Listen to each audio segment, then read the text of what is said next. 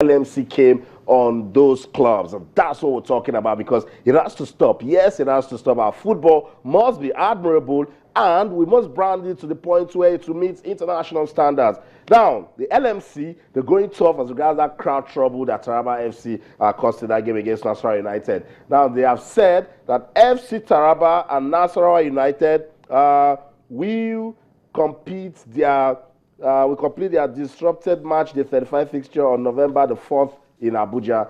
That's just a tip of the iceberg. Let's quickly talk about the remainder of the game. Okay, that's it right there. Let's just run through it. As well, the LMC has also said that the game will continue from the 81st minute, while the Jolly Iyama Stadium has been banned for 1 year from hosting any league matches. FC Taraba, they have also been ordered to play their next 3 home matches at the FIFA Go project in Abuja. So supporters of FC Taraba have been banned for the rest of the season. They are not to go close to the stadium, and I think that's just enough for it. And FC Taraba had to pay 250,000 naira each to the 2 match officials, Ferdinand Udo and Efosia Peter, that were assaulted. So it's not just the crowd encroaching the pitch. Officials were also assaulted. Totally unacceptable. Referees Ferdinand Udo and Efosia Peter and Tigori Tijiri have been suspended indefinitely. Now, that's another part of the story. We'll need to investigate now. Referee Udo was alleged to have visited the dressing room of Nasarawa United during the halftime break in plain clothes. Why did he do that? We'll get to find out, and we'll tell you. Academy Warriors were fined 500,000 naira for disorderly conduct of fans in a match day 34 fixture against Giwa FC. So that's it. The LMC coming tough on Taraba FC. El Kanemi also in the mix. They are to play match day 36 fixture against Caterpillars behind closed doors. Wiki Tourist coach Abdul Makaiba fined 100,000 naira for his unguarded comments after the match, the 35 match between Giwa FC and Just. So we're just trying to bring some decorum into league football. I know you want to talk about it. Femi also wants to talk about it, but we'll go on a break, a very quick break. When we come back, we'll bring someone else to join this discussion, because it's really important that we thrash this and make sure that our league football is admirable. Don't go anywhere, right back. Stay with us. So that's it, some tennis action for you there to just, cool off, because of course an action-packed world of sports. Let's get back to our conversation before I get the guys talking again as regards the LMC sanction on El Kanemi, Wiki Tourist, and of course FC Taraba and Nasarawa United. Let's just talk about the game that was played today between Lobi Stars of Makodi and Warri Wolves. Now look at it, just a single goal. And at this stage of the league, this is a massive win for Lobi. 1-0 over Warri Wolves. Goal was scored in the 3rd minute, and that was all they needed. So Warri Wolves now are almost looking impossible that they can catch Aimba Football Club of Aba. Let's quickly run through the top 4. Aimba now, they're sitting just a little bit comfortable, because, we have just 3 more games to go. 65 points. Giwa FC, they're second on the table with 60. Warri Wolves now 3rd with 59.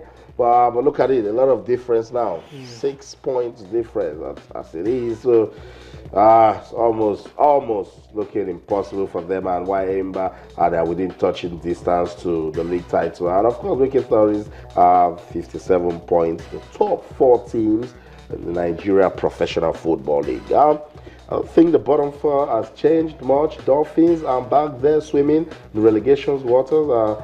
With 41 points. Kwara United, they are also there with 36 points. Bayelsa United, 34. And FC Taraba, more trouble for FC Taraba as it is. We took that break, and then Julian Ajunwa joined us. Julian, good to have you on the show. Yeah, good evening, Austin. It's always a pleasure being here. The Lagos traffic must have dealt with you. Well, so it was massive, but I just tried my best to find myself here, and it's good to be here. And I met a Chinese friend. He said that there's traffic in China. I said, come to Lagos. come and see traffic. Good to have you, Julian. We're just talking about the LMC. We keep saying it, that all of the unacceptable conduct we're seeing in the league must stop. And after they abandoned that game, Nassau United and Taraba FC, we knew that LMC was going to come to and they have done so. Yeah, they've done so, and I think that's just the best thing for them to do. And the game will continue from the 81st minute. Taraba, in fact, both teams need to win, because for Nassau United, they want to qualify for the continent, while for Taraba FC, they want to, see if they can survive the drop, even if it's looking very unlikely. They've spent the most part of the season at the foot of the table, and right now that's where they stay, and they are in more troubles here and there. So it's not looking good for them. And if care is not taken, if they don't find a way to win at least 3 of the last 4 fixtures, then they will just have to find themselves playing the NNL. So I think for Taraba, it's been a very poor season in total. They have a very young squad. I mean, they play very good football. It reminds me of a certain Blackpool that came from the Championship to the English Premier League some years back. They played fine football, but unfortunately, they were not able to get results. And that's the story of Taraba FC. I mean, they've beaten the top teams. They've beaten Imba this season. They've beaten Sunshine. They've beaten Kano Pillars. But it's so unfortunate that at the end of the day, they might still find themselves in the NNL next season.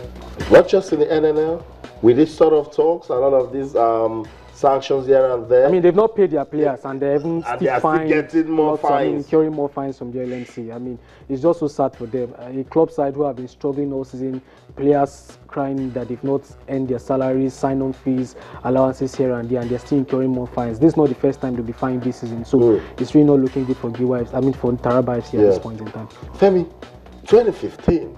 Our league is looking good. We're saying we need more sponsors. We're saying we need private individuals coming to it, and we're still abandoning games. It's sad, and exactly why I don't feel any pity for Taraba FC right now.